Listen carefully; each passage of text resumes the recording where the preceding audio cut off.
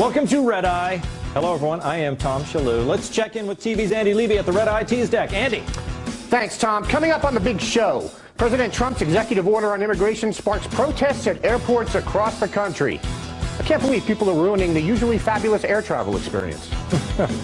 Plus, a new ad shows the iconic character Mr. Clean as a house cleaning sex object. Oh, I hope there's no Mrs. Clean. And finally, Masaya Nakamura, the man known as the father of Pac-Man, passes away at the age of 91. There's no official cause of death, but authorities say they do consider Clyde to be a ghost of interest. Back to you, Tom. Thank you, Andy. Let's welcome our guests. Give her a call and she'll get you off. Criminal defense attorney Remy Spencer. I'm suddenly reminded I need to wash my clothes. Good thing I have his abs. TV personality and panelist on Wet Paint TV's The T, John Baisdow. He's a sage. Now, where'd I put the rosemary, parsley, and thyme? Freethink Media executive producer and co-host of the Fifth Column podcast, Camille Foster. And I'd keep telling him to use a razor, but I'm scared he'd use it on his arm. Why can I can't do that anymore if I have hair on my face. Man, these were dark. Prostitution, suicide. Sitting next to me, comedian Dave Smith. Oof. Okay, let's start the show.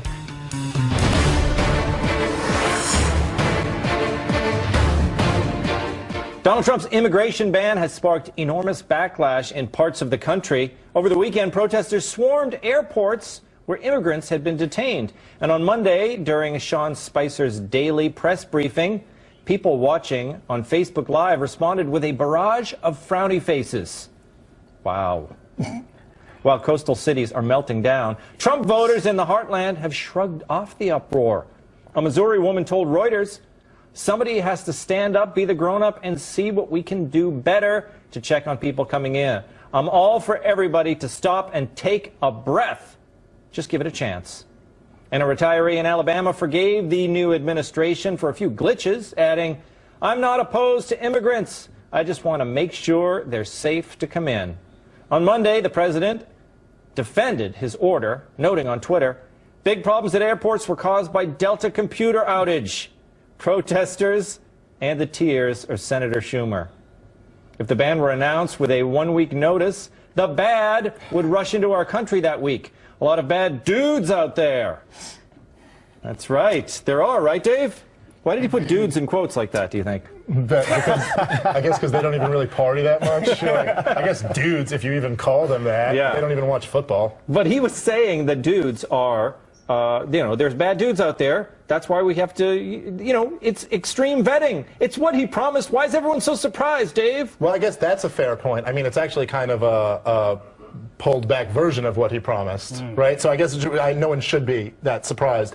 But yeah, there are bad dudes out there. That's nothing new. There's always been a lot of bad people out there. Yeah.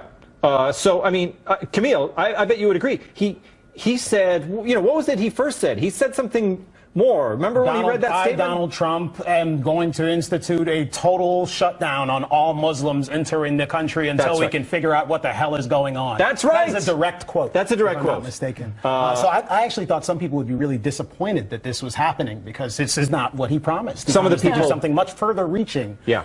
Look, there's always good reason for skepticism and for pushing back when the state does something. If people are being detained, you want to know that they are doing it in accordance with the laws of the land, that there is oversight and all that other good stuff.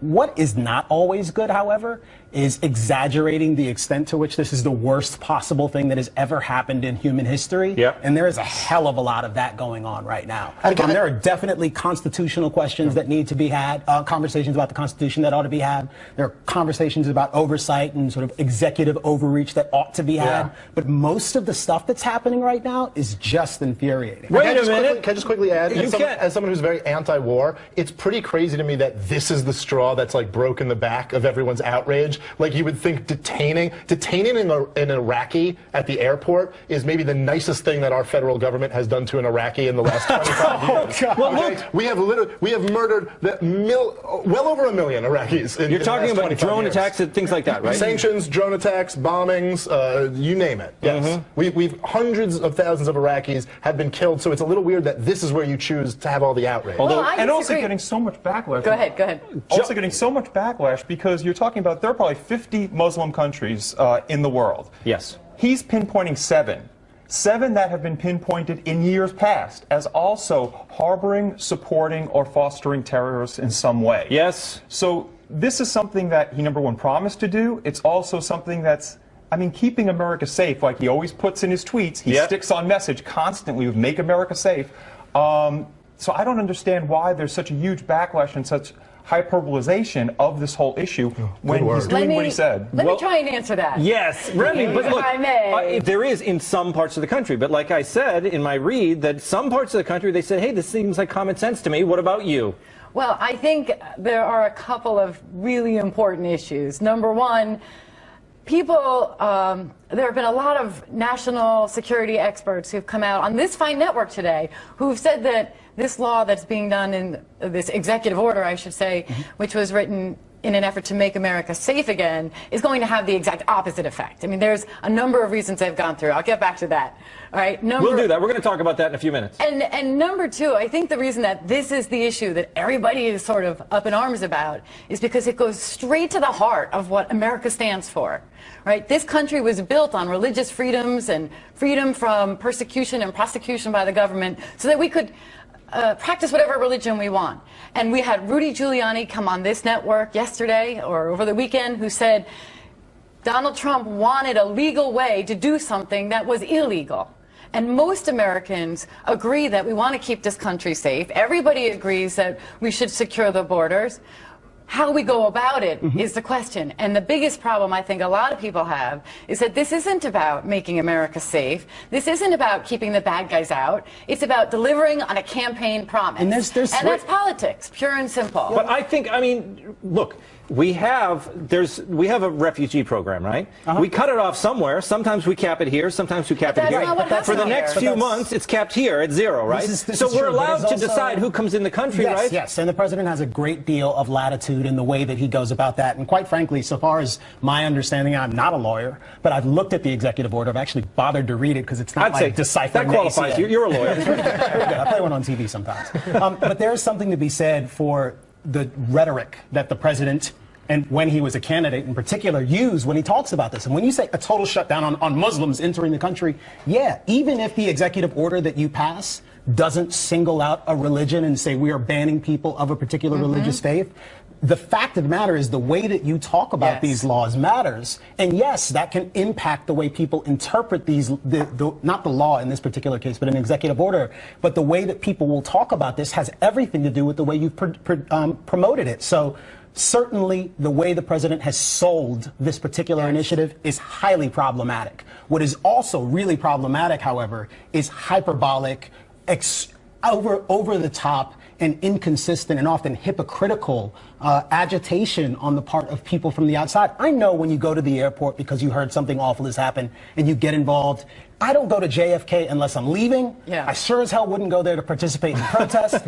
I know you mean well. I get it. And I understand. I think most people mean well. I also don't think most people are paying very close attention to what the hell is going on here. It almost seems like the country is divided. Trump's immigration order has caused slight travel difficulties for some travelers, but Kellyanne Conway says that that's a small price to pay for security.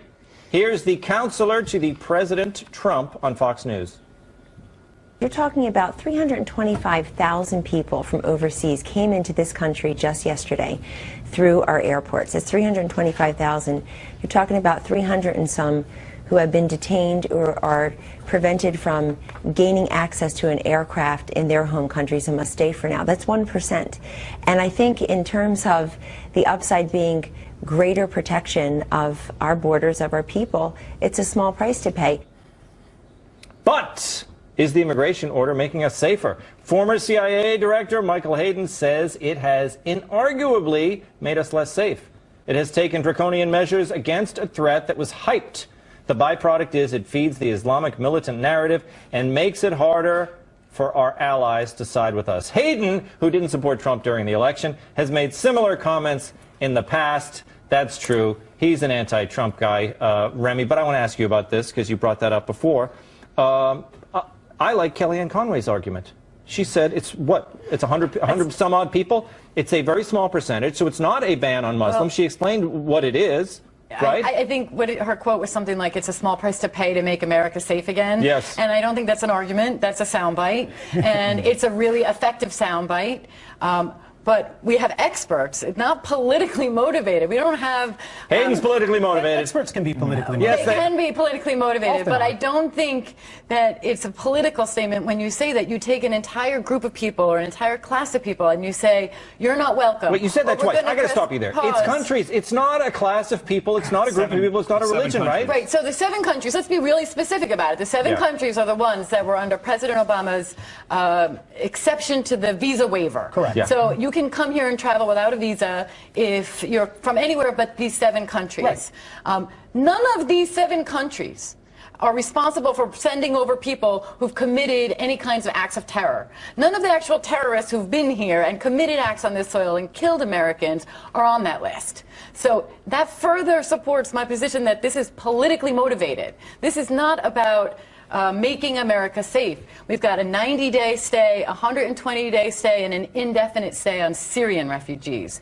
If what we were talking about was making it more difficult, a more extensive vetting process for refugees, or those seeking political asylum, had to go through more hoops to get that kind of classification. Don't you think that's gonna that would come- be an intelligent conversation. What this is let's just stop and see what happens. Well, Remy, don't but we- don't Wait, you think Faisal, that's what's gonna your come- question to Remy? Because what I was going to say was, with change comes complications. Okay, so right now, he started it. He may not have done it with the complete preparation like you would normally do. But you have to see what's going Maybe. Yeah, you know what I mean. It was a little bit crazy. It was a little bit crazy. But the thing is, change brings complications. You start with this, you move forward. But still, the goal. That's true. The goal is going to be better, because think of But the Obamacare. process matters, Obama though. started off by saying that everyone was going to keep their doctor. Well, everyone was going to that's a keep totally their different plan. topic. But the thing I is, know, I like it nothing's though. carried I through. like bringing in that argument. but That's he's good. right, though. No, Change not that- you're right. change- Change I say brings we're on another complications. topic. These complications. I like that though. What's Change. unprecedented about this is that this is not just. It's not that it's just change. It's that he didn't follow any process. He didn't go to any experts. He didn't do anything to make the implementation fair. Well, let me ask Dave this question. Dave, he said because if he did that, the bad dudes would sneak into our country in a week. I mean, And you got to watch out for the bad dudes. I mean, is that why, true? Well, I mean, there hasn't been a ban for the last 8 years. I mean, why were they waiting till the announcement of the ban to take? Did they not want to kill us that bad a few months ago or something? It really is a fantasy land that you got that these neocons live in when in terms of the threat that they exaggerate. It is a threat that is completely caused by our military actions in the region. The only 2 groups who have ever posed a problem to America. Completely. But Dave, wait a minute. When I say the only Trump guys aren't neocons, are they? They're. Well, a lot of the people around Trump are Some neocons, of and them. you're quoting people. Look, what I find, by the way, just amazing is the neocons now who have bought into the blowback philosophy and are actually saying that this could be used as a tool to recruit people in the terrorism region. Look, I think if you want to look at what actually it recruits terrorists, it's our presence, the fact that we kill hundreds of thousands of people, prop up brutal dictators, and support Israel. That's the truth. It's not because Trump says mean words. It's not because we're strict on immigration. I think that as well. I mean, the idea that when you're talking about how to, this is the line that you've been hearing from people is that this is going to cause more terrorists. We heard it from the former CIA director, right? But isn't intervention in their countries what is causing terrorists? The only terrorists, in some cases. Protecting our border. There are 2 terrorist groups that have attacked us or inspired attacks against us, right? It's Al-Qaeda and it's ISIS. This isn't really all of Islam. It's Al-Qaeda and it's ISIS. Both of those groups were funded, armed, and trained by the West. It's just a fact. If you don't want to look into that, ignore it. But it doesn't have to do. Camille, in part, qualify his statement a little, will you? He's an extremist.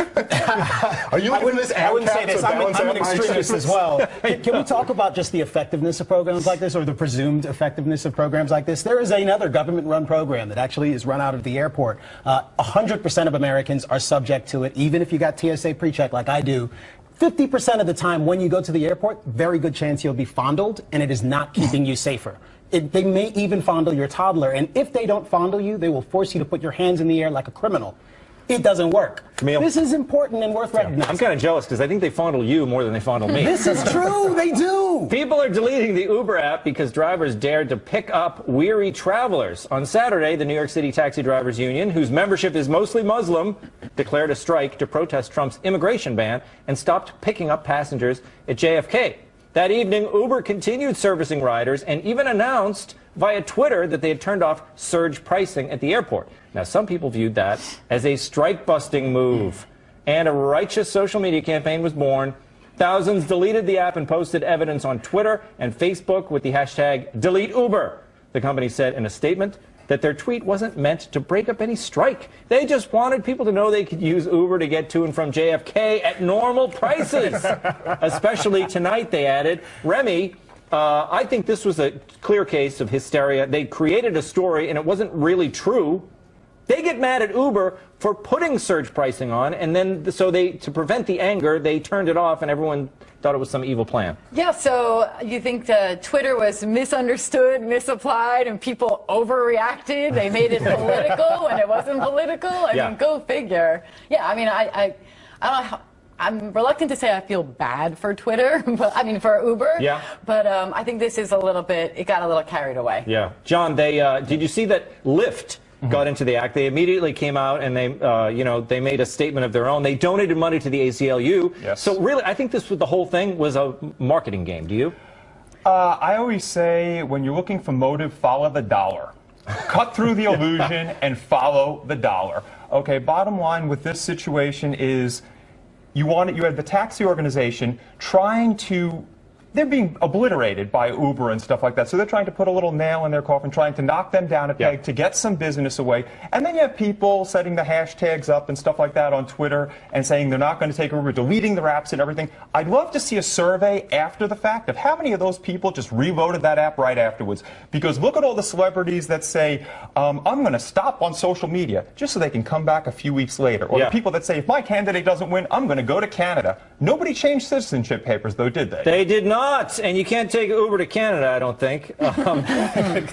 What do you think, Dave? Can you? I don't know. How far can you go with Uber? I don't know if you can. But I bet you could. What do you libertarians think of Uber? You're probably pro-Uber, right? Yeah, I think what Uber's done is pretty amazing. I mean, the government had a monopoly on taxis for quite a long time, and they were charging working class people up to $1 million at one point for a medallion. I think it's pretty cool what Uber came in and provided all this employment and provided service. Look, when you get libertarian, honestly, the take is this is voluntary. If you want to boycott a company, that's fine. You can boycott a company.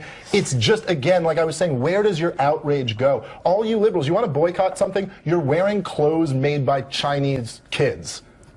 Maybe stop buying all that stuff. I don't know. It's just a little weird when you choose Uber's what I won't purchase anymore. Is that why their clothes are so small? People just want to be part of the game. They want to be known. They want their opinion known. That's it. I don't know about that. Textbook definition of a combustible situation, however, is me coming home from a 13-hour flight, right? Getting to JFK and discovering that, oh my God, not only are there no cabs because they're on strike, I can't use Uber either. Yeah. This is a dangerous situation for everyone. What were they? Everyone. I mean, how were they helping protesters? The protesters were generally anti-Uber, and they can't get, they're stuck. Unless you live close by. Yeah. You see, they haven't thought this through. They haven't thought it through. What's new? Coming up, remember when coffee only came with sugar and cream? Now it's coffee with a side of liberal preaching after the break.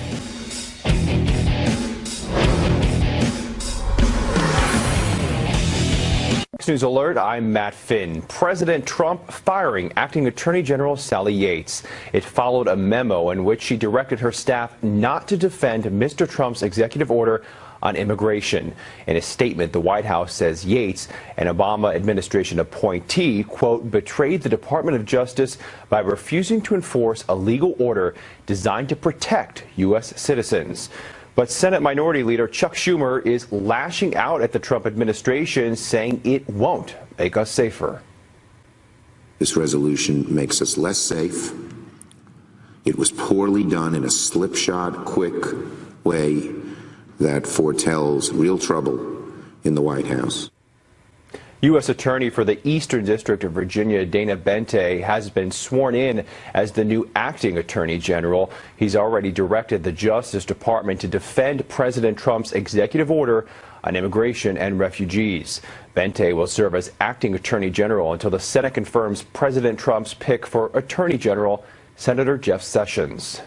A French Canadian has been charged in connection with Sunday's deadly attack on a Quebec City mosque. Alexandre Bissante is accused of killing 6 people and injuring 8 others. The Prime Minister of Canada calls the shooting rampage an act of terrorism against Muslims. The UN Security Council scheduled to hold a meeting Tuesday to address Iran's missile test over the weekend. The test was in defiance of a UN resolution that bars Iran from testing ballistic missiles. Newly confirmed U.S. Ambassador to the UN, Nikki Haley, will attend the meeting, which is being held at the request of the United States. I'm Matt Finn. Now back to Red Eye.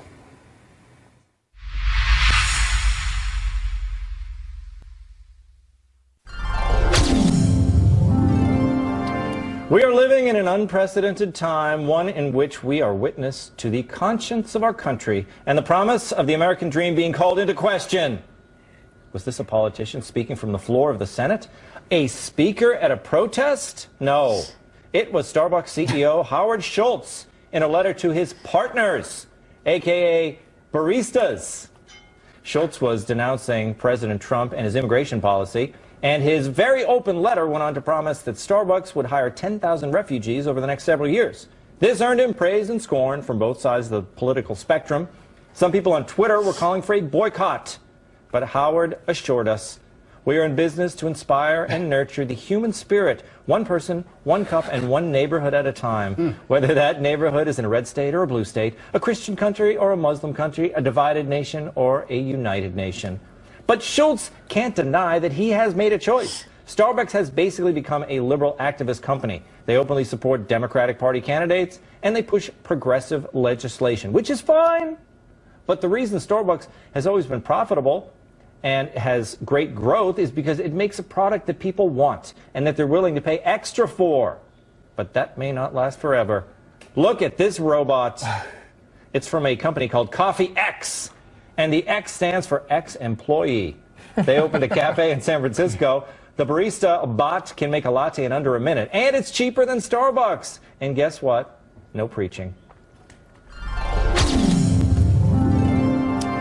Remy, look, we all know where Schultz stands. I mean, he's pretty open. He's a political guy. He's very preachy. I don't like the idea of boycotting companies like this. I just say, and if you don't like Starbucks, you don't have to go there. But this outrage over him, it's the same as the left outrage over the Koch brothers, right or wrong? Yes, you're right. I think it's absurd. First of all, most people need their coffee, right? If they don't get their coffee, no matter who it's coming from, they're miserable human beings. I can speak for myself. Without my cup in the morning, I'm just a terrible, mean, nasty person. What? Wow. The truth is, there are so many different options. If you don't like what the CEO says, go somewhere else. No one cares if you're offended by his personal opinion. Because he's the CEO, he's got a platform, he's got a louder audience than the average person on Twitter. But he's got a right to his opinion, and you have a right to free market. Go buy, Dunkin' Donuts if you want. Well, I got a question. Yes. No, I was just going to say, like, what's the logical conclusion of all this stuff? Like, do I have to, every time I go into Wendy's, be like, oh, okay, so where were you on the Iraq War? Exactly. Like, at a certain point, you're like, guys, we all coexist together. We all work together in the market. We have lots of different beliefs. It's kind of crazy hysteria. Again, like a libertarian, I'm fine with boycotting something. Like you said, don't go to Starbucks if you want to, but you got to pick your battles to some degree. Yeah. Well, look, I think, John, I think in today's world, it's almost like you do have to choose sides, because there are people, for instance, the anti-Trump crowd, they really want to know where everyone stands, because they don't want to have anything to do with any company that even has a meeting with Trump. So I feel like on the left, they feel like they have to come out and be preachy, like Schultz. Just because people want you to pick a side doesn't mean you have to pick a side. When I go to a business, or I go to have Starbucks, or I go to a coffee place, I agree with what David said. I don't want to be bothered about my political beliefs at all. I want to be left alone and enjoy my coffee, like Remy said. Okay? That's the whole thing. You don't have to put politics into everything, and I think a lot of people do it, once again, to get the spotlight on them, because they know it's a hot-button issue. So a company that wants to raise profits, a company that wants to move product, all of a sudden says, I'm going to tweet and pick one side, and I know somebody's going to come and get my product. Yeah. And they want to get that spotlight on them. Once they have the spotlight, they'll do anything they can to keep it with more and more tweets. Yes. Camille, here's why I think it's unwise. Because Starbucks is they had their start in the urban, the upscale market, you know, the left-wing crowd. But they need to grow now, and they need to get out in the heartland, and that's where nobody likes Starbucks. Do you ever go out there? They don't like Starbucks. I didn't know that. All I know is I have 4 Starbucks, like a constellation of Starbucks on my block. But they're in every city, right? Yeah, and generally, they're in liberal areas, but they want to grow not only you know, across the country, but all around the world. And I feel like it's a mistake to align themselves completely with the Democrats. Am I wrong? Well, look, I don't think creating 10,000, 11,000 jobs for Syrian refugees and saying that they could work here if they came should alienate anyone. Look, the refugee crisis is terrible and awful. There are almost 5 million people who've been displaced by this conflict. 10,000 is a drop in the bucket. That isn't enough. I think, however, if you're going to be outraged by this, and you should, the fact that we aren't taking in more of these people, despite the fact that we have a direct hand in making these conflicts worse in many cases. You should have been upset when the Obama administration was letting in maybe 12 people from these parts of the world before. That was like 2012. That was the case. That wasn't so long ago. It's just a couple years ago. We let in 12. We didn't say anything. The Syrian civil war has been going on since 2011. Okay, I just have one question. What you said, I agree 100% with what you just said. I think it's an awesome project to get involved in. But my question is math-wise. If you're giving 10,000 jobs to refugees, are you taking them away from Americans? Or are you creating 10,000 more? They're going to be Starbucks barista refugees. You know or care? Starbucks gets to do what they want. That's an important point. I don't think it's particularly Coming up, important. halftime with TV's Andy Levy.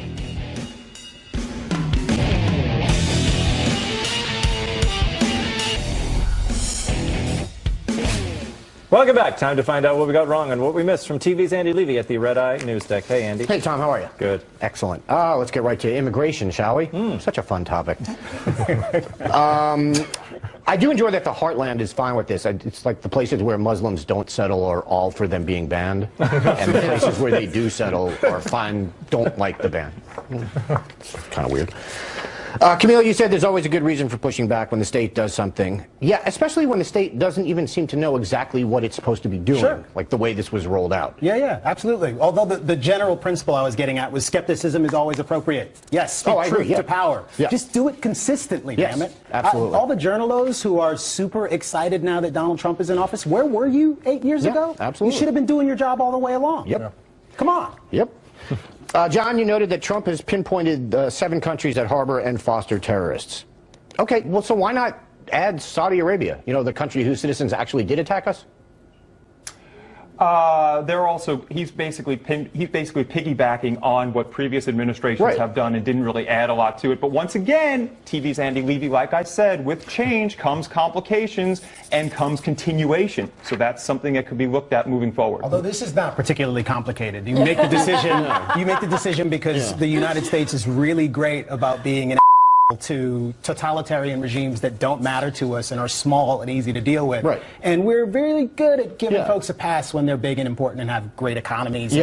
Or at least have stuff we want, like oil. I think the money is the key there. And isn't it inconsistent that now they're relying on the Obama administration's designation of these 7 countries? I mean, doesn't anyone else see the hypocrisy in that? No. Remy, you said this issue goes straight to the heart of what America stands for. Yeah, I think the biggest problem here is the Syrian, it's the refugees. And Tom, you said we're allowed to decide who comes into the country, which is true. But if the point of this is to make America safer, refugees are the least of the problem. Refugees get vetted up the yin-yang. They have to register with the UN, they have to be interviewed by the UN, they have to be granted refugee status, then they have to apply for resettlement in the United States, then they meet with the State Department, then they get background checks. This goes on. It usually takes years for them to be able to come here. Yeah, Andy, I think you're saying, let's be real about what the threat is to this country. Because it's not the family with little kids who spent 4 years getting vetted and then were turned away this past weekend when they landed in JFK. They're not the threat to this country. Also be real about what the status quo was. Almost no one was coming in from Syria. That's true. Almost no one until last year. By the way, with Trump, between bad hombre, bad dudes, and nasty women. Is he maybe trying out new Axe body spray scents? Yes. I think maybe that's what's going on here. There you go. I like Matterhorn. Matterhorn, that's my sense. Tom, you said you like Kellyanne Conway's argument that this only affects a few people, so it's a small price to pay. Yes. This is the logic liberals use to try to get rid of guns. This is the whole, but if it saves just one life. That was literally what President Obama said about putting people's names on a watch list and denying them guns. Yeah, and of course, if we just wanted to maybe save one person's life, there's lots of laws we could pass that we don't even think of. We could make a 15-mile-per-hour speed limit. We could, institute Nerf cars. How about a 24-hour curfew? Huh? A 24-hour curfew. No one can leave their houses. Sure. If you don't care about violating some people's individual liberties, you can make the world a much safer place. Yeah. Except then it usually gets less safe. If no one talks about a bowl full of poison Skittles or something like that, Yeah, I'm gonna something be like very that, sad. yeah. Very sad. Remy, you said none of the terrorists who have committed acts of terror on American soil are from those 7 countries, which is completely true. Really, you'd want to look at Afghanistan, Pakistan, and Saudi Arabia if that's your goal there. You also, again, you don't want to look, it's not refugees. Honestly, the biggest problem we have is asylees and the children of asylees. That's right, absolutely. And if we were going to have a real intelligent discussion about making America safe again, then talk about making the vetting process more complicated or more thorough with not just refugees, but with anyone seeking asylum or residency in this country. But just saying, we're going to press pause, because I think that's what Kelly Conway said today. We're going to consider this order just a pause, and we're going to see what happens. Yeah. That's ineffective. Yeah. It's useless. Yep. All right, the delete Uber thing. John, you said the motivation here is really the taxi people trying to take down Uber. I don't think you're wrong about that. Here's the New York Taxi Drivers Union saying on Sunday, this is the day after all of this, they put out a statement saying, make no mistake, the corporations leading the gig economy will never be part of the resistance.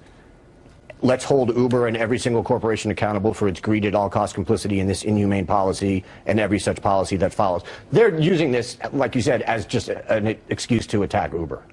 I think you're absolutely and it's right like about that. David going against Goliath with different results. Yeah. I am really upset, though. None of you brought up the biggest problem with this Uber story. I'm particularly disappointed in Camille and Dave, the 2 libertarians on the panel. I'm sorry. So Uber eliminated their surge pricing, and people got mad, saying, oh, they're trying to break the strike. The purpose of surge pricing is to increase supply. If you increase the price, it incentivizes more drivers to go to the airport. By eliminating surge pricing, you decrease the supply of drivers.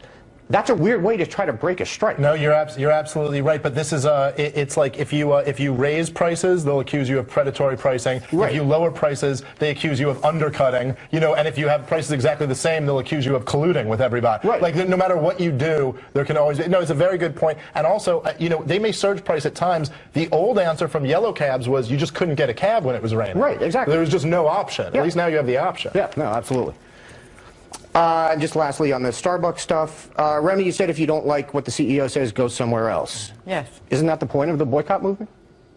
Yes, but exactly. Okay. Just keep your mouth shut. Just go get your coffee elsewhere. Okay. Just be happy. All right. Dave, you said, where does this end? It doesn't end, man. Everything is only going to get more and more politicized. We know that, right? Yeah, it seems. I mean, all this outrage is clearly politicized, like we talked about before. But the number of bombs Obama dropped, the number of people he deported, it's just hard to take the outrage seriously when you didn't care last week. Yeah, no, I agree. So yeah, you're right. Yeah. And lastly, John, you said just because people want you to pick a side doesn't mean you have to pick a side. Correct. Yeah, I'm sorry, it does. Don't succumb to peer pressure, TV's Andy Levy. Don't succumn to peer pressure. You got to do you, boo. Thank you, Andy. Coming up, Mr. Clean Gets Dirty. The sexy new hero of house cleaning is next.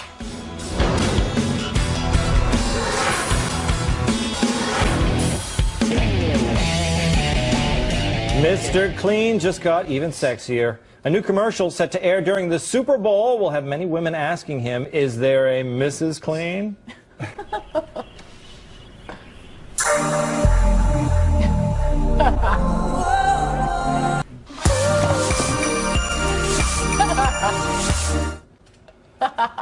The new sexy Mr. Clean was inspired by a real person seen here. And if you're wondering about Mr. Clean's backstory, here's a glimpse. No one can say for certain where he came from, but they're certain he was born to clean. Child labor. I watched all 2.5 hours of that film about Mr. Clean's life. It's an eye-opening experience. Remy?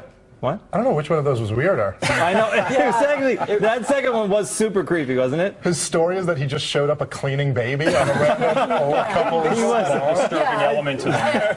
Oh, look at this baby. He likes to work. disturbing. Well, I guess just let him Camille's clean reaction everything. was child labor. Mine was, oh, he was adopted. Yeah. So true. But let's talk about sexy Mr. Clean. I mean, is this going to turn women on, Remy? I got to be honest. Now, I'm getting older. I've dated a couple of men in my life. I don't think any one of them has actually ever cleaned. I don't think I've ever seen a man cleaning. And honestly, I'm not sure if that would do it for me. I don't think so. Well, that's John. I'm trying to picture if this were reversed. If a commercial featured a guy and he was looking at this hot woman, and then when he snapped out of it, it was his not hot wife. I mean, that would be offensive, wouldn't it? Well, nothing screams sexy like cleaning the kitchen floor, regardless of anything. But this commercial, I have to say, Tom, it's a little disturbing to me. I mean, first of all, with Mr. Clean, I did not exactly see where he came from. I do not know how he got in the house. Did he spontaneously generate? I mean, I do not know where he came from. This is the type of commercial that makes me sleep with a bat under my bed. It's a nightmare. Camille, I want to know, now, in the context of the commercial, she was in the shower with Mr. Clean, she was in the kitchen. Was her husband in all those places, or does she fantasize about Mr. Clean wherever she goes? No, she's filthy. She's disgusting and disgraceful. She's a married woman. She's a married woman, and all of this lusting after a cartoon, problematic, reminds me of Who Framed Roger Rabbit and Jessica Rabbit. Yeah. Yeah, oh, well, actually, that was hot. See, I like her. She was pretty hot. Yeah, I didn't find her creepy.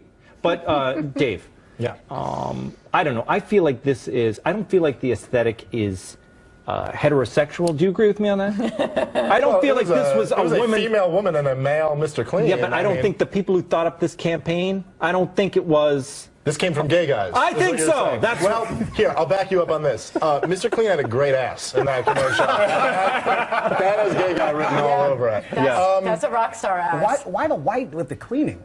He's white. Mr. Clean he wears all white. That's his thing. I guess so. It's a little bit strange to sexualize Mr. Clean. Like, I never thought that was the idea of him. Was like, that's why. But now that you look at it, it's like, I guess he's kind of like a big, muscly guy. Was that the idea all the time? I think it was. Your wife wants to bang Mr. Clean? Yes, I think that's what it was. He was a fantasy. John, from a physical standpoint, I mean, he's well conditioned, right? I mean, could he? He's got the low body fat going. Yes, but he's got the defined musculature going on. But is it just from cleaning, or did he have to do extra stuff to get that way? The thing is this is what I do not like. It is false advertising. You cannot get a body like that by cleaning the kitchen, by cleaning the dining room, by cleaning anything. This man is at the gym all the time. He is doing this on the side because he cannot get a real job because he's always training. So he's got to clean women's houses. We gotta go. Coming up, the fond farewell to the father of Pac-Man.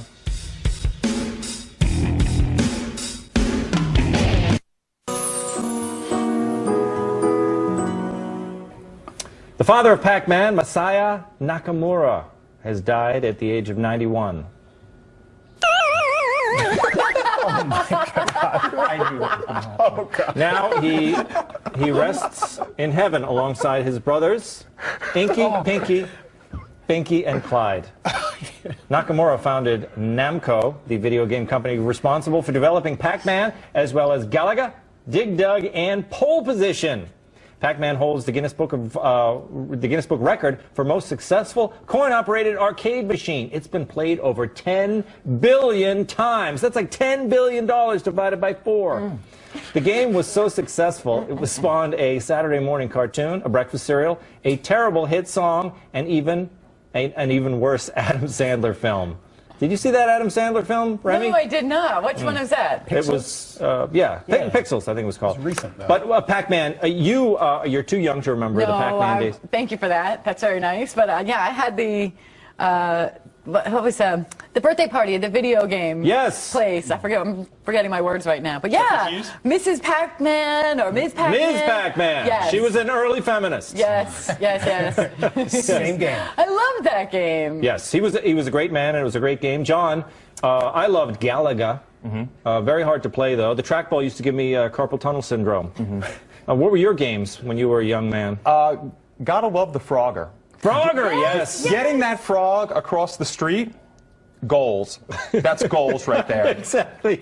It's motivating. Camille, I think we all respect the man. We're sad to see him go, but I think if you can leave this body of work for people, I think it's it's a wonderful thing. Kinda, sorta. I mean, not to look. What? It's sad. You died. That's bad. But I mean, seriously, like video games are so much better now. Look how lame that was. Wait a minute! Like chasing the little thing around. No, that's iconic. He should have worked harder. He should have worked harder. He should have done better. I mean, come on, Zelda and all the other great things that came after. Super Mario Brothers. That is boring. We love Pac-Man. Simple for the win. Yes, simple for the win. What do you think, Dave Smith? I haven't heard a word anyone saying. This is the most distracting thing ever, but this guy's crushing it at Pac-Man. Like, oh, dude, he was. I'm sorry, what were you saying? Yeah, 2017, we've already lost Mary Tyler Moore and Pac-Man guy. So I guess it's just not... We're going to start that again. Just like 2016. People, I thought after 2016, people were just going to stop dying. Yeah. It's going to keep happening, but, God bless the man. Very special thanks. Remy Spencer, John Baisdow, Camille Foster, and Dave Smith. That does it for me. I want to thank you for joining us here on Red Eye with Tom Shillue. I'm your host. My name is Tom Shillue.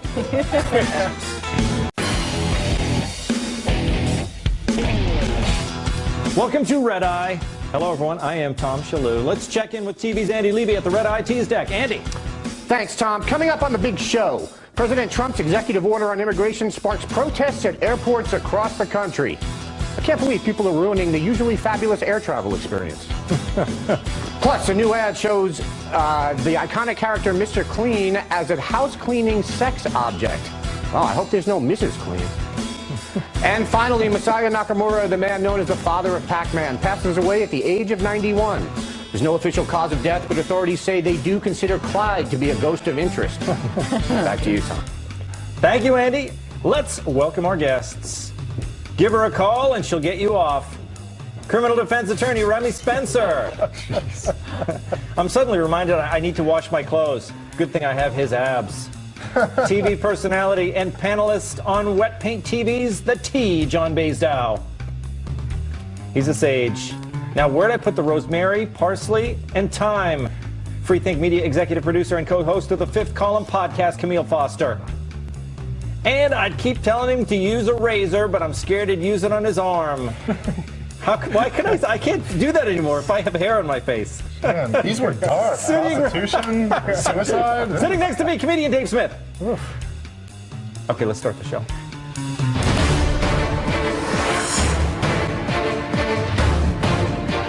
Donald Trump's immigration ban has sparked enormous backlash in parts of the country. Over the weekend, protesters swarmed airports where immigrants had been detained. And on Monday, during Sean Spicer's daily press briefing, people watching on Facebook Live responded with a barrage of frowny faces.